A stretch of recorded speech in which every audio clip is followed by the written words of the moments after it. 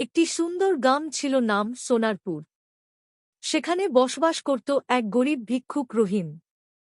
সে গরিব ভিক্ষুক ও নিচু জাতের হওয়ায় গ্রামের মানুষ তাকে ঘৃণা করত আর তাকে নিয়ে হাসি ঠাট্টা করত। একদিন তার বাসায় এক মহিলা যায় ভিক্ষা করতে।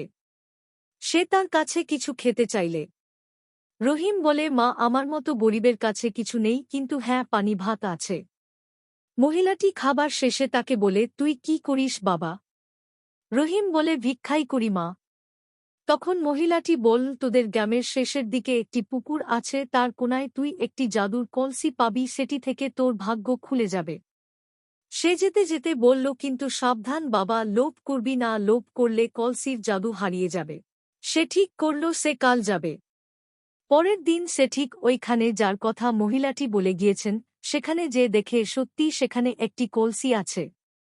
সে কলসিটি বাড়ি নিয়ে এসে কিছুক্ষণ চিন্তা করে যে প্রথমে কি চাওয়া যায়।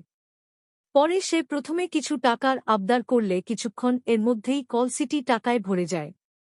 সে ঠিক করে সে এটির অপব্যবহার করবে না আর টাকাগুলো দিয়ে একটি দোকান দেওয়ার চিন্তা ভাবনা করে। সে একটি দোকান দেয়। দোকান কিছুদিনের ব্যবধানে ভালো এগিয়ে যায়। সবার চোখে রহিমের জন্য সম্মান বেড়ে যায়। কিন্তু এগুলো দেখে কারো সন্দেহ না হলেও রহিমের ভিক্ষুক বন্ধু হাশেম এর সন্দেহ হয়। রহিম বলে, বেটা এত টাকা পেল কোথায়? সে সিদ্ধান্ত নেয় সে রাতে যখন রহিম ঘুমে ঘুমে মগ্ন থাকবে তখন যাবে। যখন হাশেম রহিমের বাসায় যায় তখন সে দেখে রহিম ঘুমে মগ্ন এবং তার পাশে একটি সুন্দর কলসি। সে দেখেই বুঝতে পারল কিছু একটা আছে। সে ভাবে একটি কলসি রেখে এটি নিয়ে যাবে। তো যেই ভাবনা সেই কাজ, সে ওই কলসিটি নিয়ে পালিয়ে যায়। বাসায় এসে সে কলসিটি দেখে তখন সে বলে, এখন 1000 টাকা থাকলে খুব খুশি হতাম। তখনই সে দেখে কলসিতে 1000 টাকা।